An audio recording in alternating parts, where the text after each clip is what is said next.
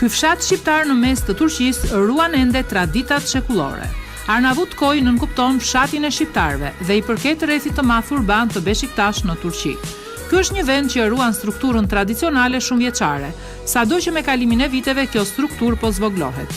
Emri i lagjes lidhet me çlirimin e Stambollit, Konstantinopolis, nga Sultan Mehmet Fatiu, i cili kishte pushtuar edhe Shqipërinë. Besohet se emri i kësaj lagje të jetë vënë në bazë të ushtarëve shqiptar, të cilët thuhet se kanë luftuar në krah të Sultan Fatiut në betejën për çlirimin e Stambollit.